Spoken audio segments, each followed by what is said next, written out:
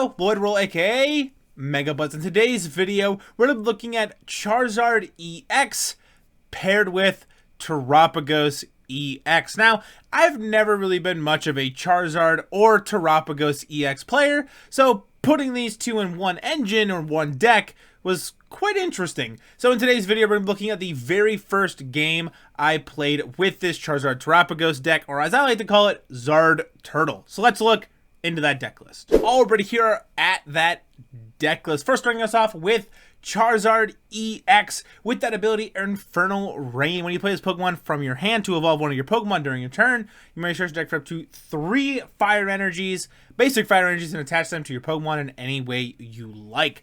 Charizard EX has a pretty powerful attack with that double dark energy, Burning Darkness 180 plus. This attack does 30 damage for each prize card your opponent has taken. Then of course you pair that with Terapagos EX with its first attack being the only attack we can use in this deck, Unified Beatdown 30 times. If you go second, you can use this attack during your first turn. This attack does 30 damage for each of your bench Pokemon. So it does not calculate our opponent's bench Pokemon, just our bench Pokemon. So 30 damage for each of our bench Pokemon. Then of course we're playing that Noctowl engine with that Jewel Seeker. Once during a turn, when you play this Pokemon from your hand to evolve one of your Pokemon, if you have a Tera Pokemon in play, you search your deck for 2 trainer cards, reveal them, put them into your hand.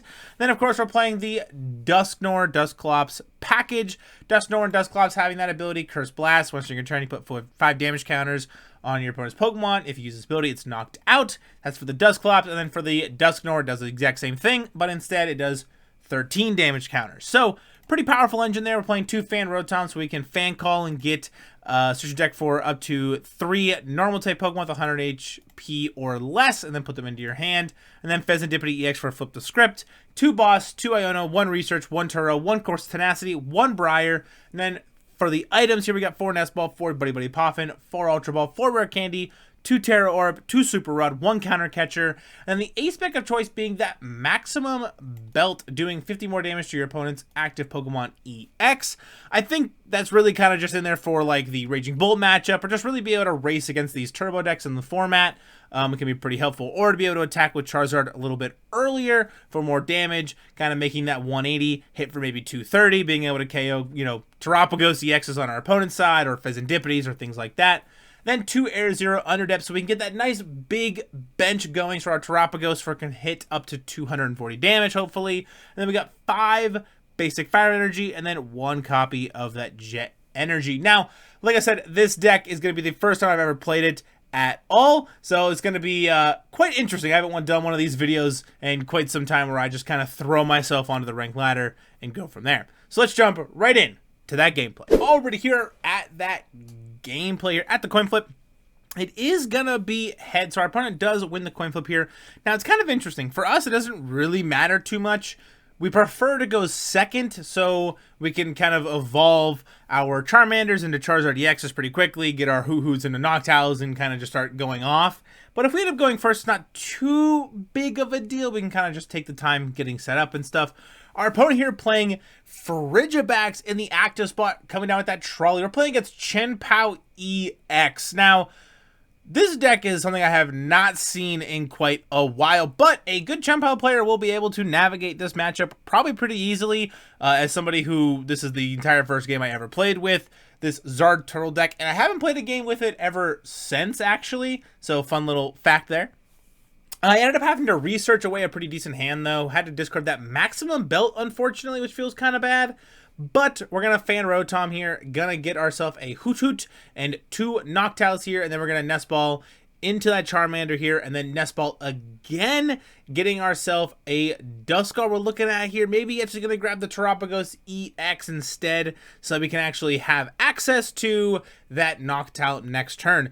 We do have, however, Charizard in hand, but we would have had to Rare Candy into the Charizard to be able to actually use the Noctowl Jewel Seeker ability. So just getting Terapagos there was a little bit better. If they end up KOing the Terapagos, we just have Tera Orb and find the other one.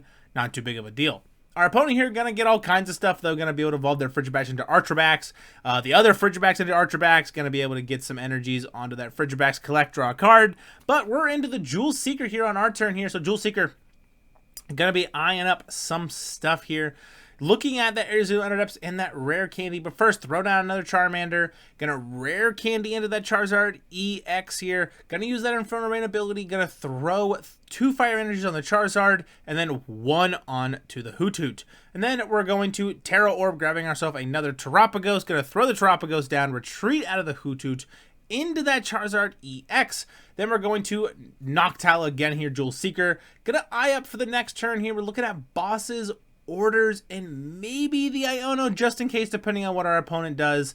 But we're actually gonna bosses orders now because we have not played a support of that turn. Pull up an Archerabax, boss, take a knockout on that Archerabax. Now we could have tailed the Frigibax. However, I really want to try to keep my opponent off Baxcalibur as best as I can.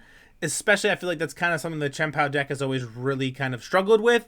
That's why they have to really get a couple Frigibax into play. But if you can get them off the Baxcalibur, you're in a pretty good position. But our opponent here, just full of water energies here, throwing 7 water energies, 8 water energies into play. Literally their entire hand full of water energies, throwing 360 damage right into our Charizard. A little bit unfortunate for us, actually, the fact that they were able to kind of do that. That's one of the upsides of Charizard into the Chien Pao matchup, is it's really hard for them to get to 330 damage. Sometimes they have to get to 360, but once again, didn't really have too much of a choice there.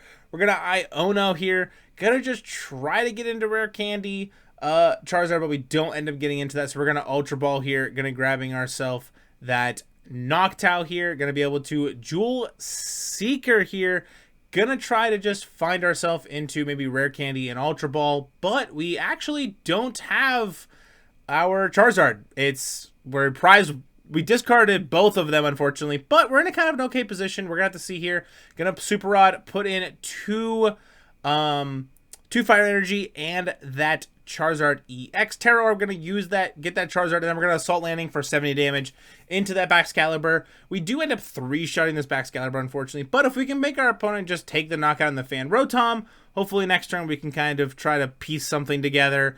Maybe we could have put the Fezandipiti into the deck so we can try to flip the script, but we wouldn't have had a way to grab it. So I'm not too sure what would have been the best play, but our opponent not really able to do anything anyway. So we're going to be able to Assault Landing again here probably. But first, Buddy Poffin getting another Hoothoot here so we can hopefully Noctowl here pretty soon. Assault Landing going to hit for another 70 here. If they don't find themselves another energy, we are going to be able to take a knockout on this Baxcalibur, which is going to be kind of interesting. But first, rare candy into that Charizard EX here. Going to go for the Infernal Rain, getting 3 fire energy, 2 to the Charizard, and then 1 to my Terapagos. And then Assault Landing for 70 damage. Again, taking a prize card on that Baxcalibur here, really kind of hopefully turning the tide in our favor a little bit. We just need to make sure our opponent does not have Baxcalibur in hand. So Spirit Energy Retrieval going to come down here, getting 4 energies, but they do have the Baxcalibur in hand, unfortunately. So going to be able to Super Cold, throwing some energies into play. They have 1 card left in hand, and of course it's Boss's Orders, being able to pull up our Charizard EX, throwing 7 water energies right at it, or sorry, 6 fire water energies right at it, and taking a knockout on our Charizard. So we're in a pretty bad spot. Our opponent just kind of had all the right pieces at the right time and was not great for us. But Buddy Poffin going to get that Charmander here. Arizona Underdepths off of the course tenacity. We don't have any energies left in our deck. Unfortunately, our opponent here going to Shivery Chill, getting themselves 2 water energies here. Super Cold, going to throw all the water energy they have right into play, and then Hail Blade for 240 damage, taking the knockout on our Terapagos. Definitely, I feel like we played that the best we possibly could. Our opponent just happened to have a bunch of energy in hand and boss to take out our Charizard, and that was kind of our saving grace going forward, was to really just hope they didn't have it. But our Chien Pao opponent just having all the right pieces at the right time and being able to Hail Blade for some insane numbers. Now, I will try Zard Turtle again, I'm sure, in the future, but for now, it'll just hang out on TCG Live and in my binder and not be touched. But let's jump right in to that outro. All we're just going to draw for today's video. Make sure to put that I played in today's video in the description below, ready for copy paste into TCG Live. And of course, if you guys have been enjoying the content I've been making stuff for the channel, don't forget to leave a like, smash the subscribe button, I would appreciate it. And of course, make sure to follow me on all social media and join the Mega Blitz PokeCove Discord. I have access to all of these extra Pokemon TCG live codes that I've been holding on to for quite some time. And I was going to start a series where I post maybe one daily or every other day into the Discord for you guys to redeem at just random points throughout the day. So definitely make sure to not miss out on those opportunities. But before we head off, I want to give a huge shout out and thanks to all of my channel members you see here. They can continue to support the channel even further by joining the Trainer Club here on the Mega Blitz YouTube channel. But that's going to do it all for today's video, so I'll see you all in the next one. Peace!